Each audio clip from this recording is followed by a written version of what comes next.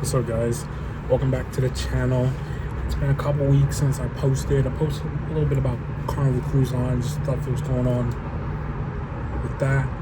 But I told you there was something news, and I really wanted to post this once everything was said and done, because I'm like jinxing myself and things like that. Because then I look stupid and all that. And just wanted to make sure. So, as the title of this video, I have left Amazon. I've been working Amazon for over a year and a half. Actually, I was one of the first people they started to hire when this DSP, because each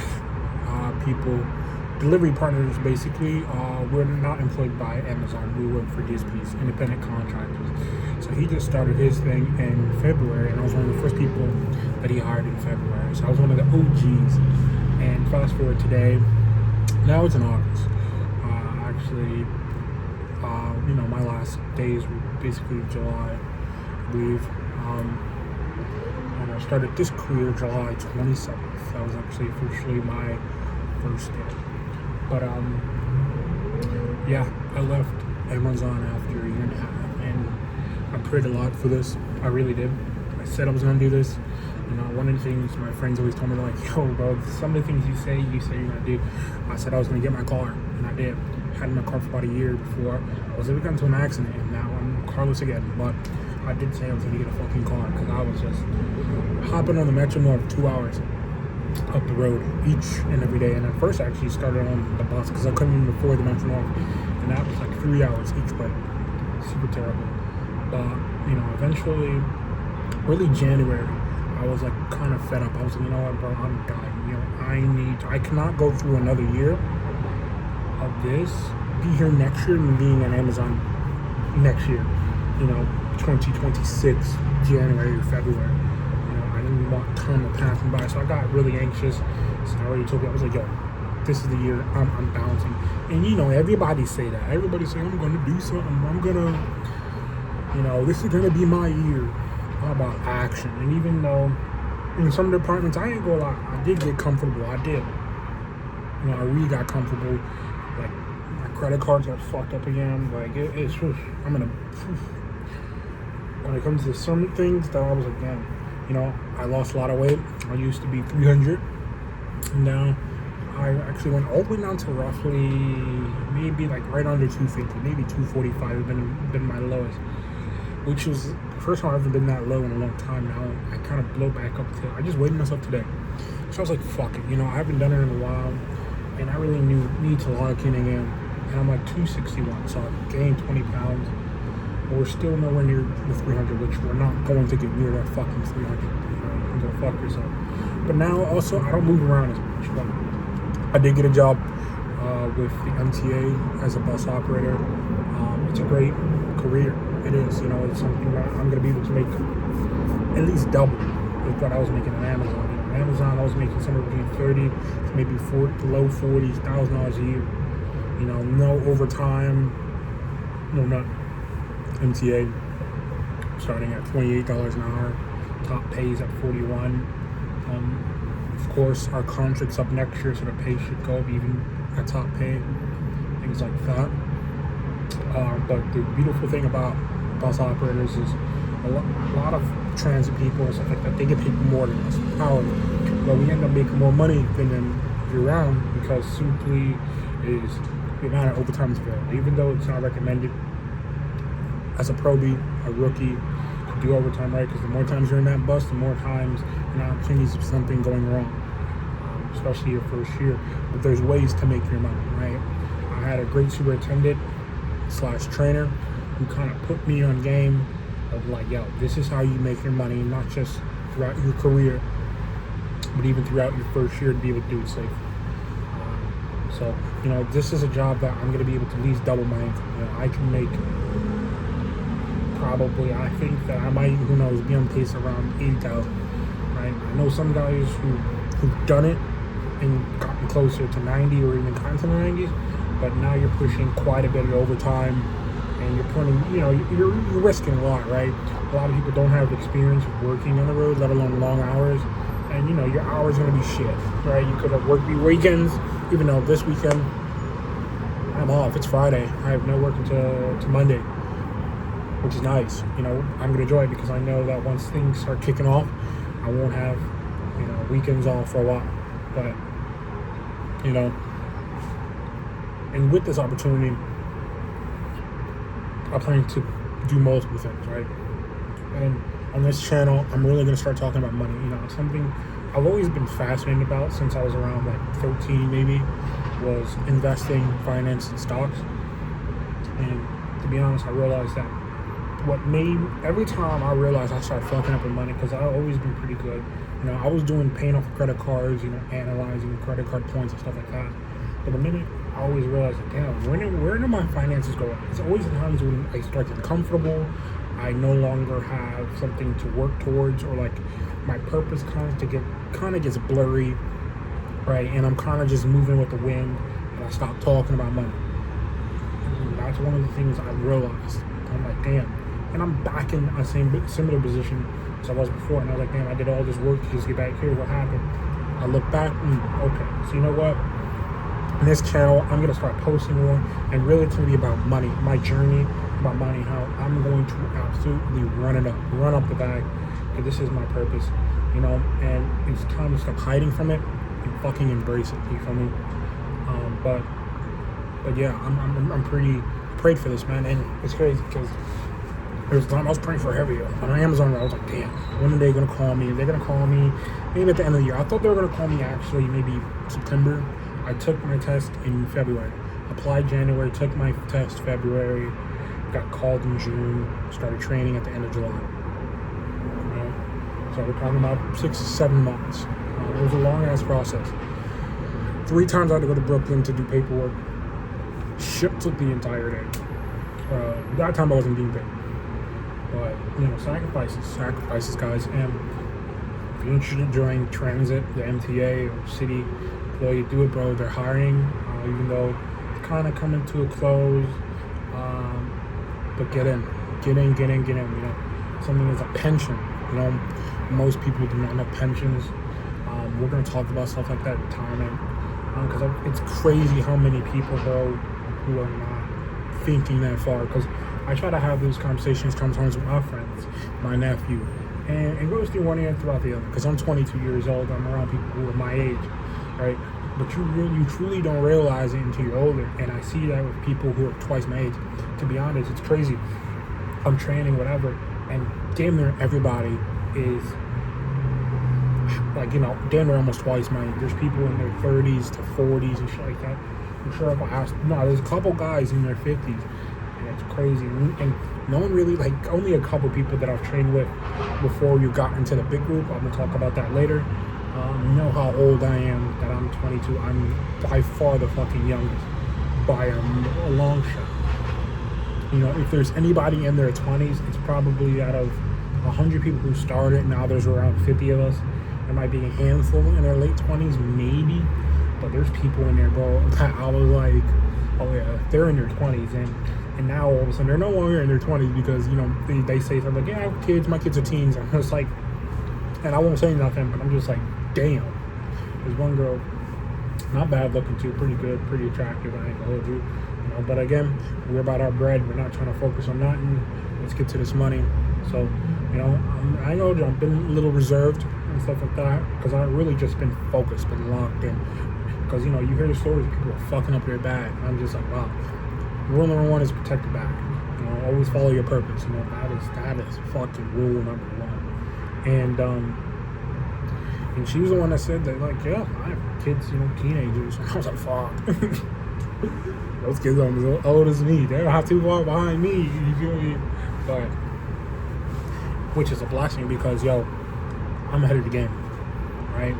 These people who are going to run 10 years might do a couple years on the street, become dispatchers, start making some real money, get the white shirts, you know, become supervisors.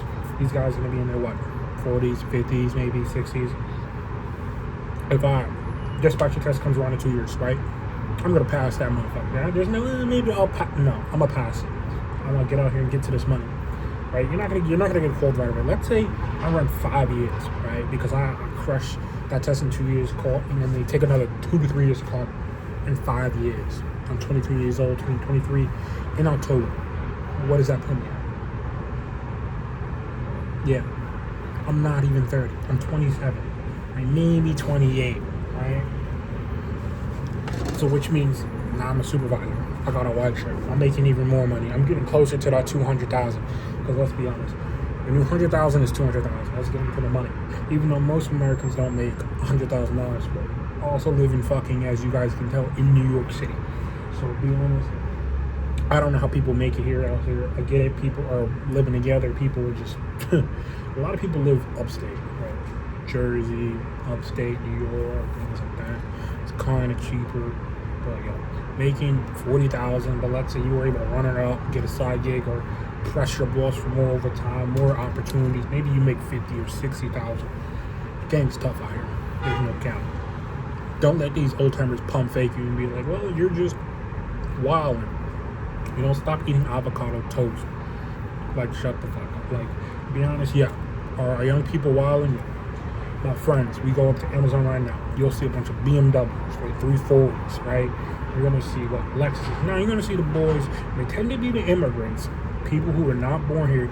You'll see them boys still rocking the old ass Hondas and shit like that. Some of the second generation Dominicans and like Puerto Ricans, they'll soup up their Hondas, right? CRV, shit like that.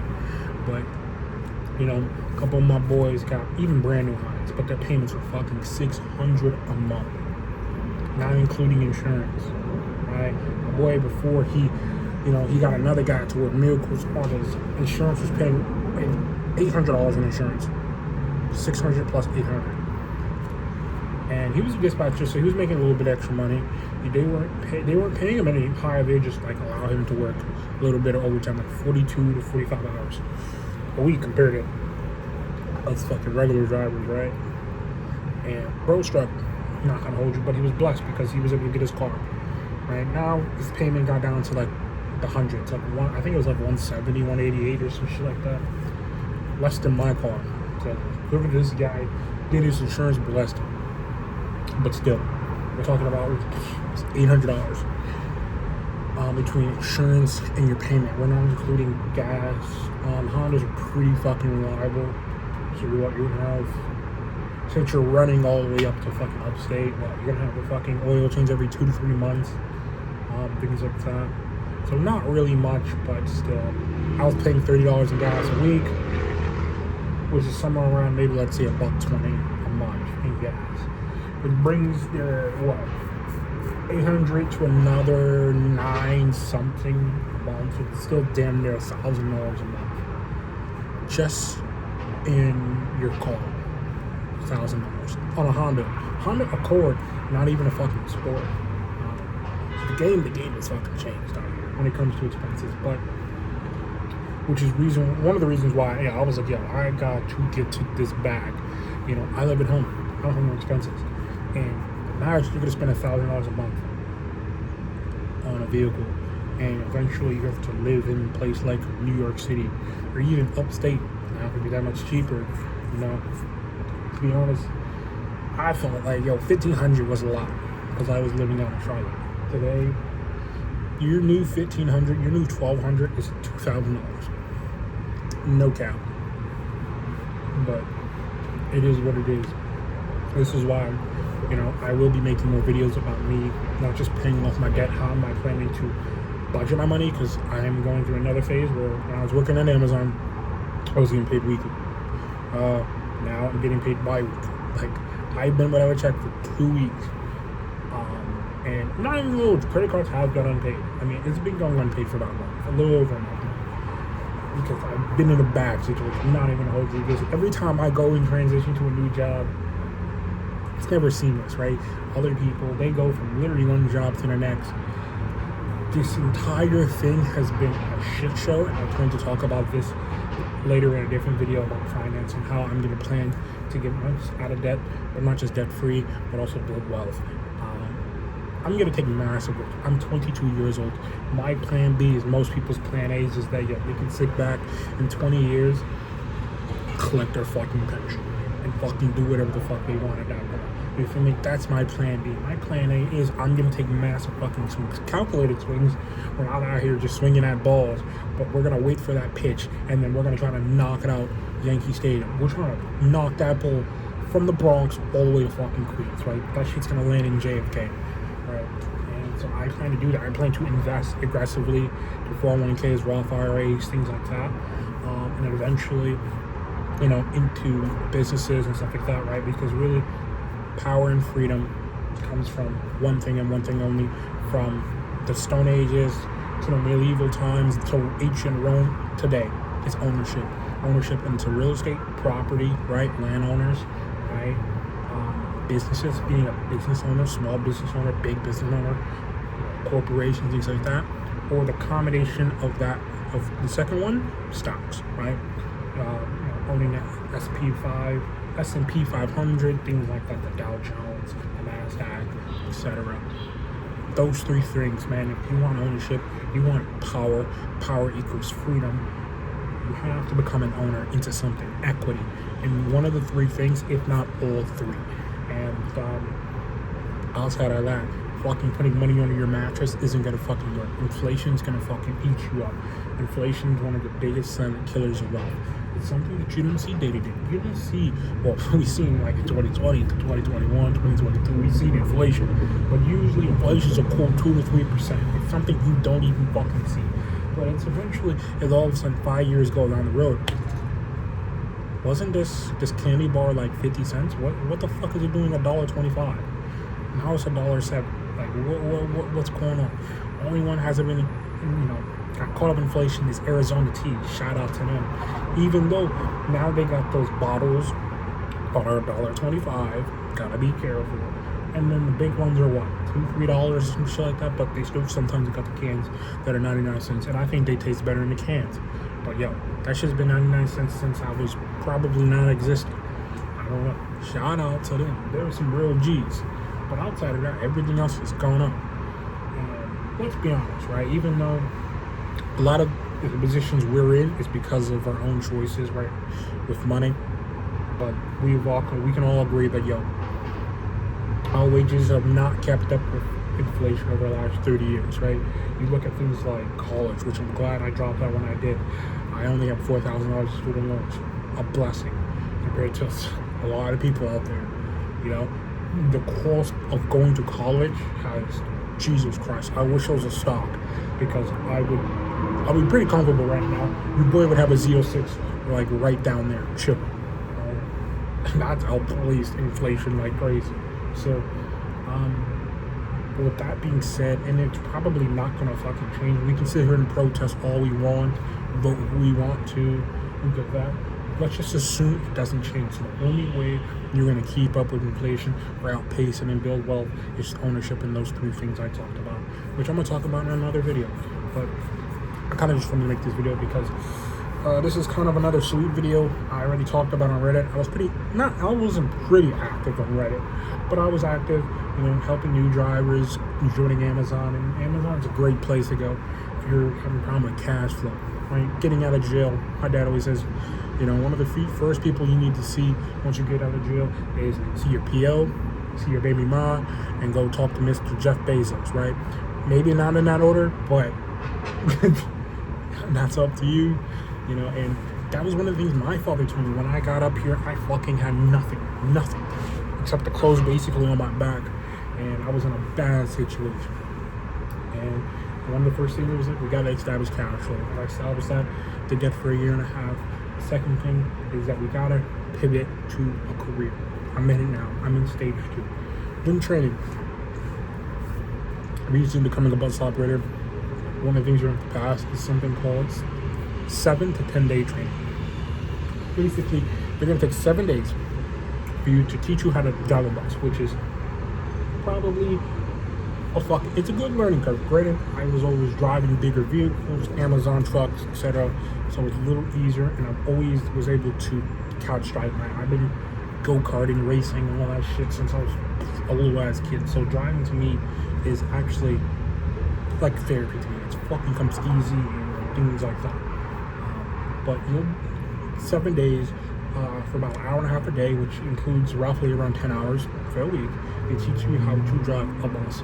And on the 7th day, they're going to test you. You want to pass it on that 7 days. So I'm not even going to hold you. Day 8, 9, and 10 gets fucking hard because now you get new trainers that maybe won't let you slide on certain shit because they've grown to like you, things over the last 7 days.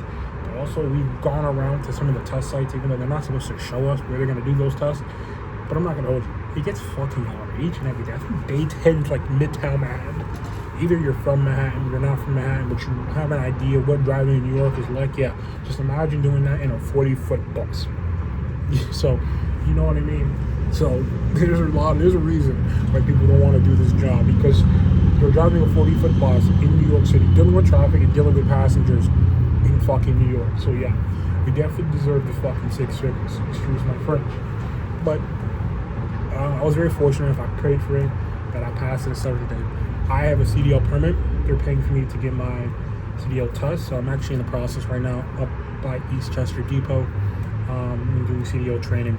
Hopefully, not this next week, but probably the following week. Hopefully, early in the week, your boy will take his test and get the fuck up out of here, get to his depot, and get to this money. You feel me? But man, I prayed for this. I really did, bro. I just, wow, you know. And I could have made this video a while back, but I really wanted to just make sure I was in there. Didn't want to, I wanted to pass, not just in the training, sign the papers. You're officially MTA employee. Give you a little metric card. I can walk on any subway, any bus I want. Not paid, not get stopped by the cops, because they out here now, right? For all y'all fare beaters, they out. I'm not gonna care. You want to transfer? Here's a transfer. But Eagle Squad, PD, they out here in full force. I see them boys every day, either coming from work, to work, at work. Don't fucking matter. They out here. So I wish y'all the best. But your boy don't have to do that no more. You did. Anyway. But now, I really wanted to make sure I passed 7-day training and really get in this motherfucker. You feel me? And everybody told me, yo, pass 7 day, pass 7 day, pass 7 day. And your boy had a great training. Shout out to Diaz. Not trying to put him on blast or nothing, but he's my dog. He's a funny ass motherfucker. But also, he puts me on game. She's running shit. But I am going to be making a video about finance, guys, in the future. Like I said, I'll get my first check supposedly Thursday. That's the word. So I'm going to talk about that, what I plan to do with it. Even though it's going to be tough. Definitely this August to September is going to be tough. I was supposed to go to Cuba in September. That shit don't look like it's fucking happening. Financially or with a job. Not even going to hold you. But who knows? God moves in mysterious ways, bro. And every time I've tried to freestyle and do shit on my dime, shit always gets fucked up. Every time we do it on his, shit works. So if that don't tell you, yo, stick to his plan and only his plan, I don't know what to tell you. But so yeah, I appreciate y'all watching this video. Like and subscribe, man. More content coming soon. Like I said, probably a lot about finance, a lot about me going into the job. Even though I'm not gonna post a lot of stuff like on the job, because MTA is pretty strict about a lot of things. But I will, talk about me, things like that. And like I said, bro, I'm gonna run up this bag. I'm not waiting for the new year so I can do new year, new me. Like, fuck no. The best time to start something new is yesterday, right? You can't do it, the next best time is today. Shout out. Alright? I'm gonna see y'all in the next video.